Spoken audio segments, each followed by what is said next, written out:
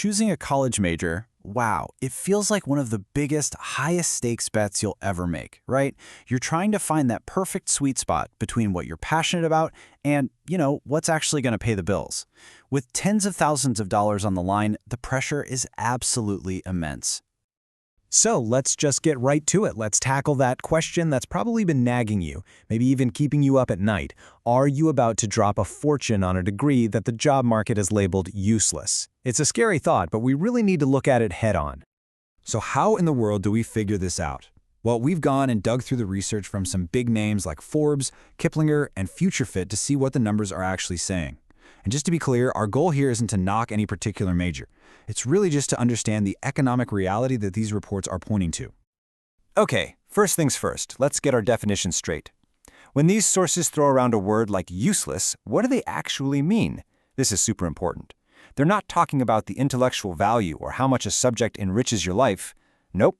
This is a label based purely on cold, hard economic facts. Things like high unemployment rates, pretty low starting salaries, and a really poor return on that huge tuition investment. All right, so which majors keep finding themselves in the hot seat? Let's dive in and take a look at the degrees that these sources consistently flag for having, well, some pretty tough job prospects right out of the gate. We're going to start with the arts. You can see a pattern start to form almost immediately when you look at the arts. I mean, according to Forbes, fine arts grads are facing a pretty staggering 12.6% unemployment rate. And photography isn't much better, sitting at 12% for recent grads. Then you look at something like graphic design or music, and it's not just about getting a job, it's about the paycheck. The sources point to really low starting incomes in what is a very crowded and super competitive field. We see a similar story playing out in the humanities, but there are some interesting little differences. Just take a look at this comparison. A philosophy degree, for example, has an unemployment rate around 6%, and the good news is that salaries do tend to get better as you get further into your career. But then you look at religious studies, and the picture the sources paint is a lot tougher. Unemployment jumps to over 10%, and there are apparently fewer than 10,000 job postings in the entire country each year. And the list, it just keeps going. The majors you're seeing here, everything from anthropology and English to theater arts and art history, they pop up again and again across all of these reports for the very same reasons. A really challenging job market and high unemployment rates, especially right after you graduate. But it's not just about whether you can find the job or not. The financial data, that tells an even more dramatic story. And this brings us to a really critical idea: return on investment, or ROI. It's a simple question, really. How long is it going to take to earn back all the money you poured into your degree? Just look at this number. According to one analysis, it would take over 151 years to pay back the cost of a dance degree based on what the average salary is. 151 years.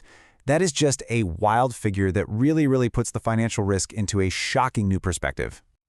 This chart really helps visualize the challenge we're talking about.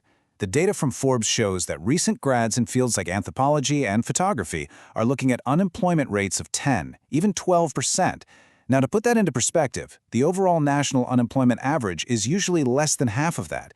It just goes to show how much harder it can be to land that critical first job. Let's zoom in a little on graphic design for a second. Kiplinger's data shows that, well, yeah, about 65% of grads do find full-time work. That also means that more than a third of them are not. Now, what could that mean? Well, they could be freelancing, working part-time, or maybe they're still out there looking for that full-time gig. Okay, I know, all of this data looks pretty grim. It's easy to feel discouraged. But is that the whole story? Not even close, according to the sources themselves. MBA Crystal Ball puts it beautifully. No education is useless. And this, right here, is where the whole narrative takes a really important and much more hopeful turn. So let's totally shift gears for a minute and look at the other side of the coin. Because as it turns out, the title printed on your diploma is not your destiny. Far from it. Success is defined by so much more than just the name of your major. And here it is, the core of the counterargument from these same sources. Employers often care way more about what you can do than what you majored in. Those skills you develop, like critical thinking, persuasive writing, analyzing complex problems, the exact skills you hone in majors like English or philosophy, they are incredibly valuable in any industry. And hey, if you need some proof, just look at this list. You've got CEOs of massive companies, tech billionaires, influential political leaders, and they all started out with degrees that are on those so-called useless lists. So, what does that tell you? It shows that these degrees don't slam doors shut. For some incredibly successful people, they were the key that opened them. Now here's another huge piece of the puzzle you have to consider. For a lot of these majors, the bachelor's degree isn't the finish line. It's just the starting block. For fields like psychology or anthropology, a BA by itself might not open a ton of doors. But you add a master's degree or a PhD on top of that, suddenly you've transformed that degree and unlocked all these specialized, higher-paying career paths. So, after hearing all of this, what are you supposed to do? This isn't about telling you to give up on your passion, not at all.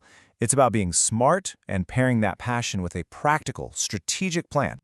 So how do you make that smart choice? MBA Crystal Ball suggests asking yourself these 5 really critical questions. Don't just think about getting through college. What's your plan for the 5 years after? And I think this last one is brilliant. Could the job you want be done by a freelancer? That's such a great way to think about job security in the world we live in today. And finally, let's wrap this all up with some real, actionable strategies that we pulled from all the sources. If you love philosophy, great. Maybe you major in business and make philosophy your minor. Or you could double major in art history and computer science. Get those internships, learn some coding on the side. The whole point is to be strategic. Build a unique combination of skills that makes you incredibly valuable, no matter what your degree says. So, we'll leave you with this one big question. At the end of the day, it's probably not a simple choice between one or the other. The real challenge, and honestly, the real opportunity, is to find that perfect balance between your passion and a paycheck that actually works for you. So, what's it going to be? Which one will define your path?